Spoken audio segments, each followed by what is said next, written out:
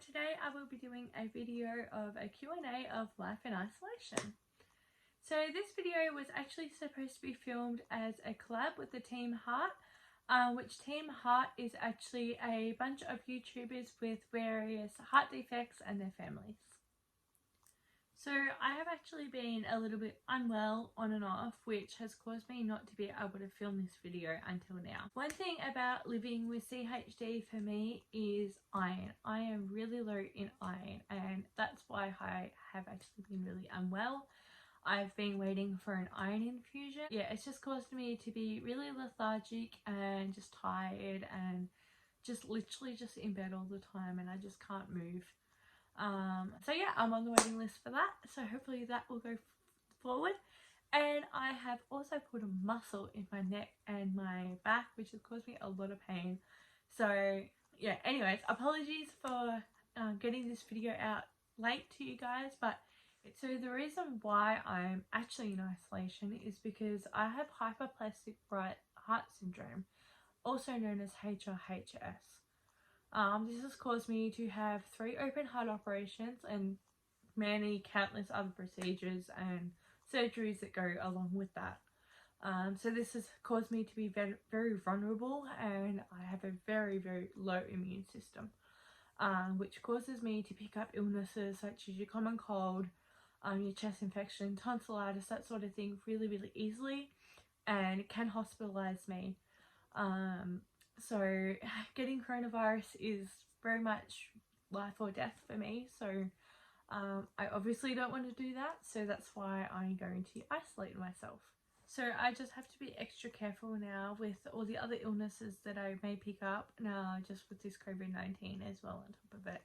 So that's why I'm self-isolating. Anyways, let's get to this Q&A.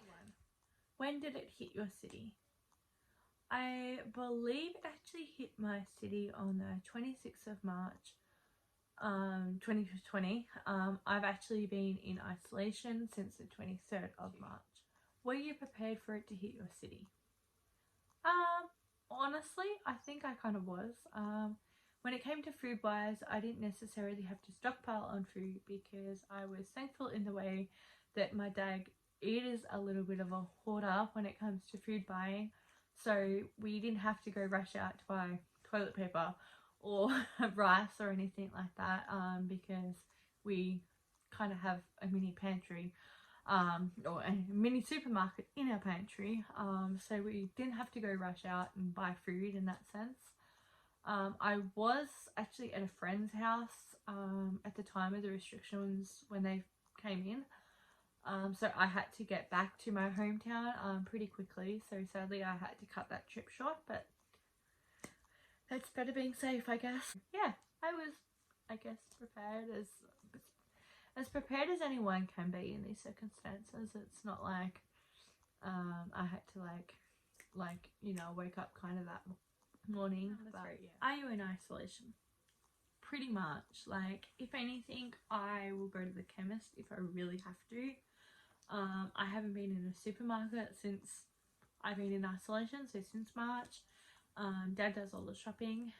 My parents are in half isolation, so they're actually frontline workers, so they still have to go to work. So I'm lucky that I do have my own area of the house that if I have to fully isolate from them, I can do that.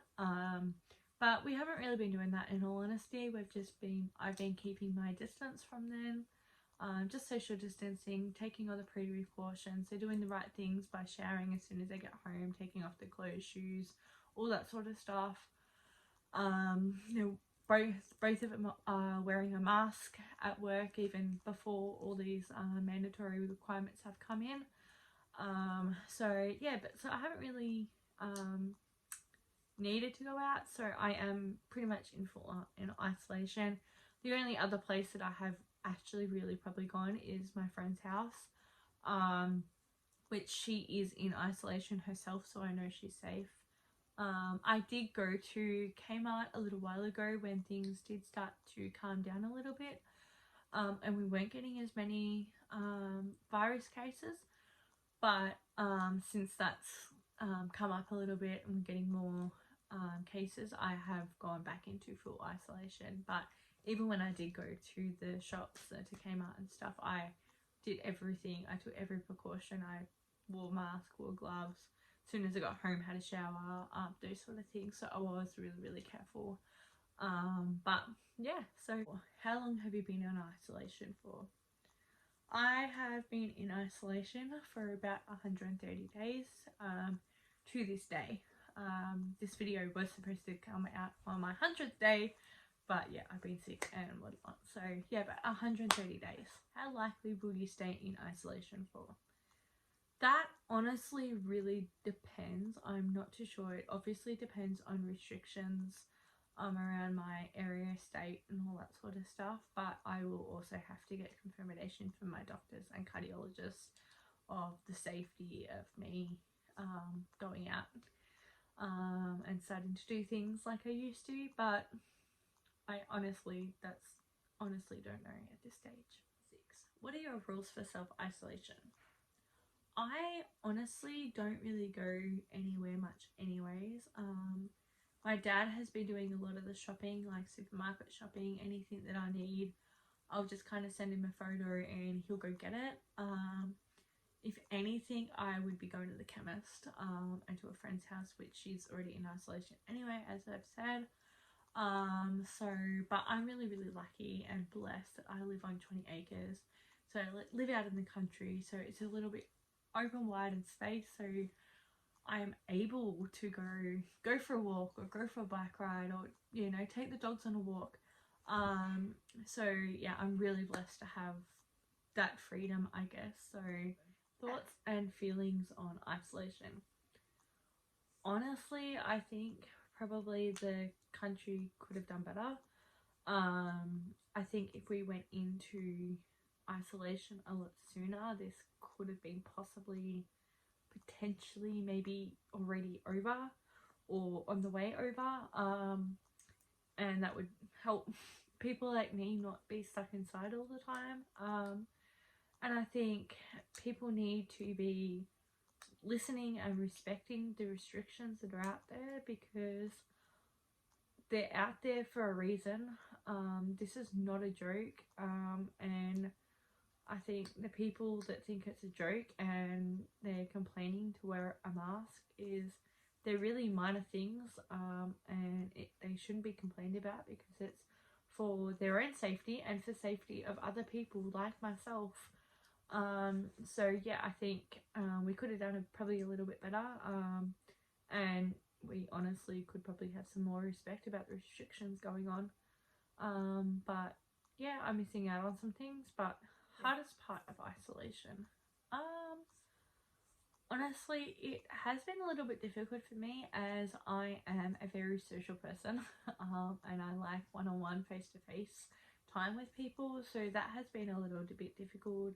A lot of my friends are actually in another city about 2 hours away from me, which I usually go to, so I obviously can't go and see them because they're in lockdown at the moment and they're not letting anyone in or out, and it's just way too dangerous for me to be there, so I am really missing them a lot.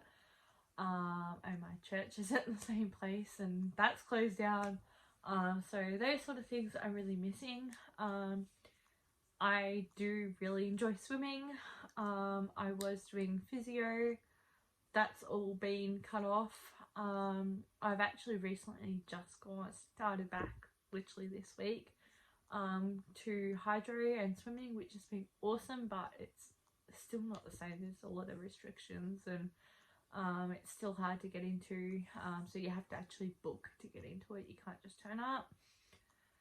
So I have found it a little bit difficult, but I'm thankful to be home and I'm thankful to be safe, and that's what I try and keep focusing on. Best part of isolation. The best part of isolation for me, I've actually signed up for a course that I've always wanted to do, and this has just been the right timing for that, so I've been able to start that, so that's been really great.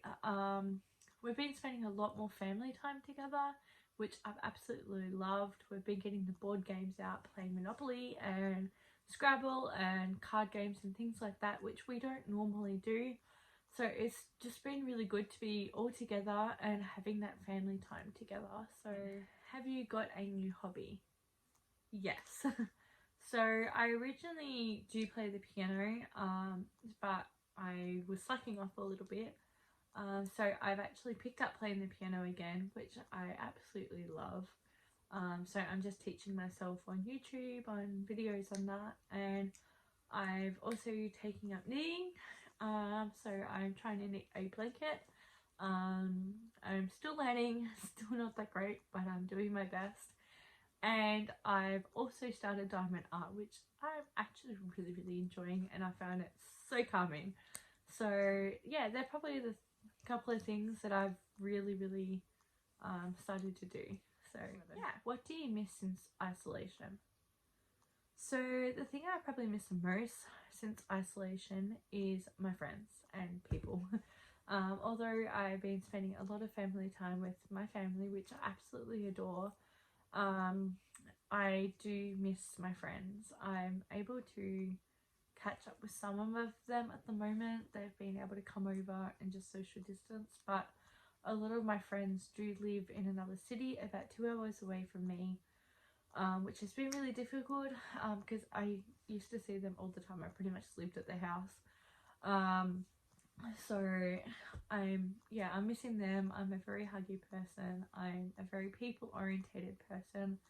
So I'm just missing people, and I'm someone that really likes routine and really thrives off routine, and not having that in place at the moment I have been struggling with, and I miss that the most. So I am trying to get back into build a routine at home in isolation, just to get just to start thriving off that routine again. But yeah, people and routine and just normality, let's be honest.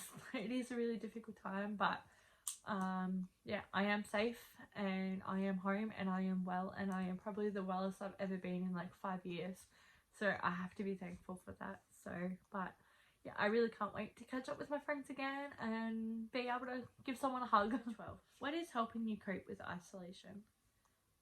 The biggest thing that is actually helping me is probably FaceTime. If it wasn't for FaceTime, I would be going nuts. So I'm so thankful for FaceTime, that I'm able to FaceTime and call my friends. And my church group and my urban life group has been utterly amazing. They've been so helpful, and just being there to be able to get thoughts off my mind or just there for a chat. That has really helped me. I think honestly, without those two things, I would be going nuts. Yeah, I think just my music as well.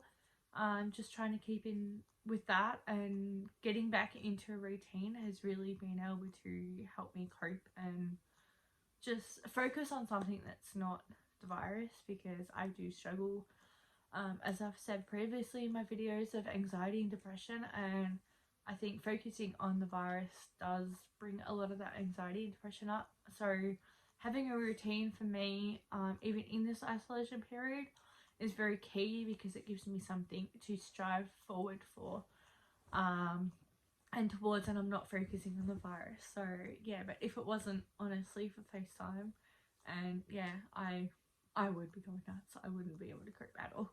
Okay. So what is your routine in isolation?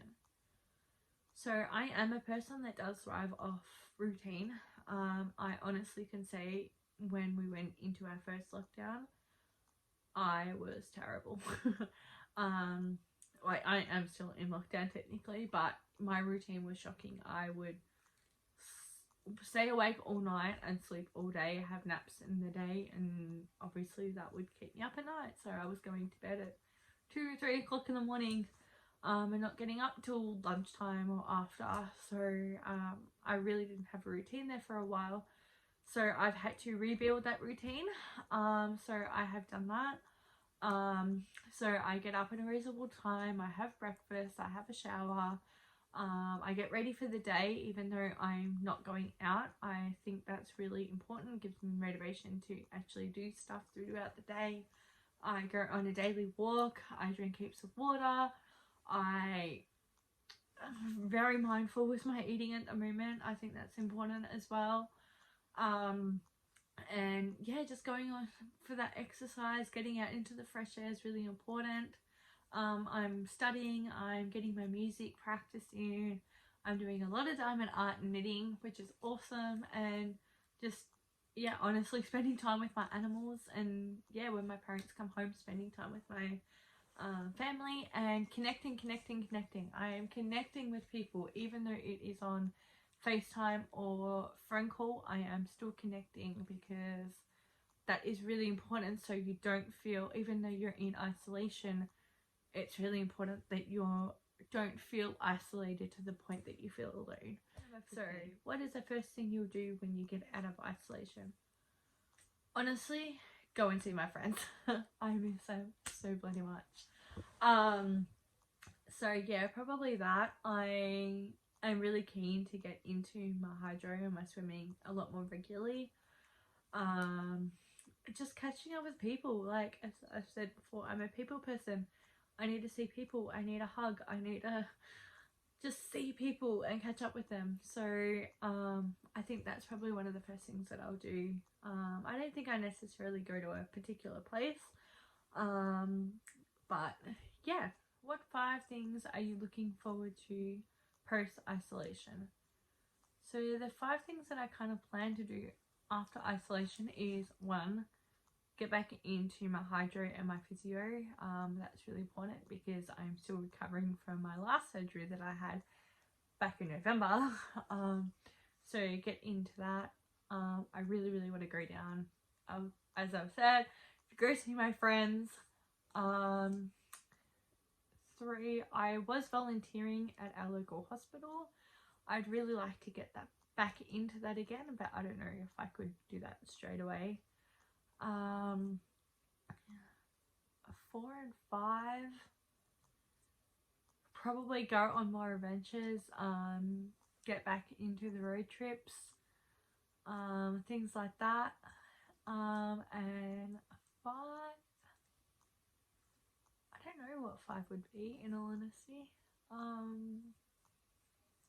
I just want to get back to normality. And yeah. What do you wish you knew about coronavirus and CHD? I honestly don't know. Probably just respecting people, and just taking the right precautions prior, maybe. And respecting the restrictions, I guess, and just, I don't know, I just wish people took the right precautions of wearing a mask and wearing gloves. Like, it's not that hard. Like, I know it's choice and that sort of stuff, but respecting the vulnerable and knowing a little bit about the vulnerable people. And yeah. How has quarantine affected you as a person? Honestly, I don't really think it's changed me much. I think if anything, it's changed my outlook on life a little bit more than it was. I feel more grateful and blessed for the life that I have been given. And I don't want to waste a moment of that, and I want to live life to the fullest as much as I can. Honestly, I don't think it's really changed too much. Do you feel accomplished? Yeah, I guess, like, since putting this new routine into place, I do feel like I'm getting up to a lot more stuff throughout the day. I'm achieving a lot more. I'm achieving a lot in my studies. So I am getting as much as I can out and about. Like, obviously I'm not seeing people, but just out on our farm and stuff, and just getting up for the day and doing something I just feel accomplished. 20. So yeah, how has social media affected your life in quarantine? I honestly try not to look too much on the news because it does give me a lot of anxiety. But social media in general, I've probably honestly been spending a bit too much time on Facebook and stuff like that. But honestly, there's not much more. Like, that I can do to fill in my day. So yeah, probably spending too much social media time, and that's probably what's giving me a little bit more anxiety. But otherwise, yeah, not too much, I guess. And the final question, biggest fears of leaving isolation. Honestly, I think I'm probably more fearful of people not understanding the vulnerability of myself and other people. I think obviously the government's going to drop a lot of the restrictions and stuff after the vulnerable people have left isolation. But even so, we should still be doing the right precautionary things like wearing a mask and wearing gloves and social distancing at least, even after the restrictions have been lifted, because ultimately the virus will still be out there. There is still a chance for anyone, not just myself, to get it, but more so the vulnerable people. So I think, yeah, not knowing that I am vulnerable, because when you do look at me, I don't look, other than my scar and the stuff that I do wear for my legs, which is totally not related to my heart problem, but yeah, like people not knowing and not understanding and not respecting that vulnerability and the reason why they still have to stay away, even though that the restrictions have lifted. I think that's probably one thing I am scared of. But in all that, I am still trusting God that He has got it all, and I'm trying not to let my fear overtake me either. So just giving all the fears that I do have to God, give all my cares and worries to God, as it does say in the Bible, because He has got it all in control. So that is all for the Q&A. I thank you so much for watching. I apologize for it being so long and so tirelessly and of me just talking all the time. But yeah, I hope you enjoyed regardless, and getting a bit of an insight of what isolation for me looks like at the moment. So yeah. And as always, guys, I want to remind you to keep doing what you're doing and be a rainbow in someone else's rain cloud, because positivity, especially in a time like this, is so important. There is so much negativity going around, and if you can lighten up your day by a smile if you're at the supermarket, or a message to someone, or dropping food over at someone's house, if you can be a rainbow in that person's rain cloud, it is so needed at a time like this. So, and as always, guys, I want to remind you to be a rainbow in someone else's rain cloud, especially at a time like this, guys. Positivity is so important. There is so much negative stuff and so much negative stuff going on social media at the moment, and just having that positivity in someone else's life where they may not be doing too well, a message or a home cooked meal, or just a simple smile just to brighten up someone's day. You might be the only thing positive in that person's life at the moment. So yeah, just honestly, just be that rainbow in someone else's rain cloud, guys. Anyway, catch your warriors, and I'll catch you in the next video. Bye! Do you not like the camera? I think she likes the camera. Bye! Bye, warriors.